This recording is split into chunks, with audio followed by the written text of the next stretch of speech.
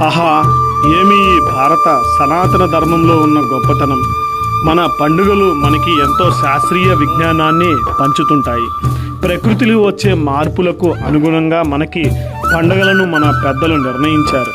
భోగి, సంక్రాంతి, కనుమ ఈ 3 రోజుల పండగ ముచ్చటైన పండగ మనకు ఎంతో జీవిత సత్యాలను నేర్పుతుంటుంది.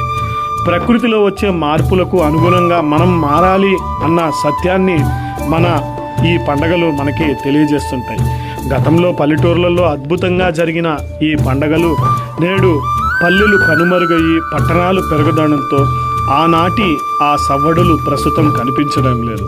అయితే ఆనాడు మనం పల్లెటూర్లలో చేసుకున్న ఈ పండగలను మన పిల్లలకి తెలియజెప్పి వాటిని భవిష్యత్ తరాలకు అందించాల్సిన అవసరం ఎంతో ఉంది. కాబట్టి ఈ పండగల నాడైనా మనమందరము కుటుంబ సభ్యులతో పాటు ఆనందంగా గడుపుతూ మన పెద్దలు మనకిచ్చినటువంటి ఈ పండగల యొక్క గొప్పతనాన్ని భవిష్యత్ తరాలకు పంచాల్సినటువంటి అవసరం మనపైన ఎంతైనా ఉంది.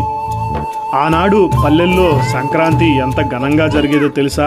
మా చిన్ననాడైతే సంక్రాంతి వస్తుందంటేనే భోగి మంటలు వేయడం కాడ్నుంచి ఒక నెల రోజుల ముందు నుంచి మేము దగ్గరలో ఉన్నటువంటి పొలాల గట్లకు వెళ్ళి అక్కడ ముళ్ళ కంపలను వాటన్నింటినీ సేకరించి ఇంటికాడ భోగి చేసేవారం.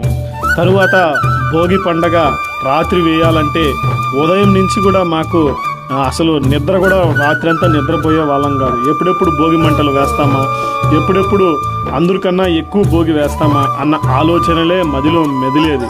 ఇక పల్లెల్లో అయితే తెల్లవారు 3 గంటల నుంచే ఈ సంక్రాంతికి భోగి మంటలను వేసేవారు.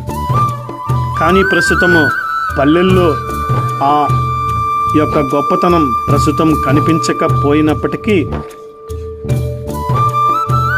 ఆనాటి ఆ సవ్వడలను మనం మరోసారి నెమరు వేసుకోవాల్సిన అవసరం ఉంది. మన పిల్లలకు ఈ పండగల యొక్క గొప్పతనాన్ని తెలియజేయాల్సిన అవసరం ఉంది.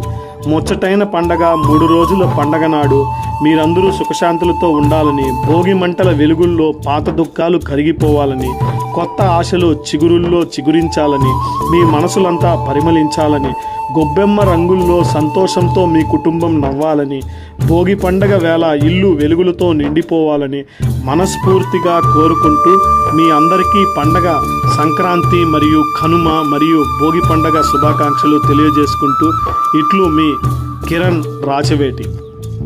అందరికీ మరోసారి సంక్రాంతి పర్వదిన శుభాకాంక్షలు. జై శ్రీమన్నారాయణ.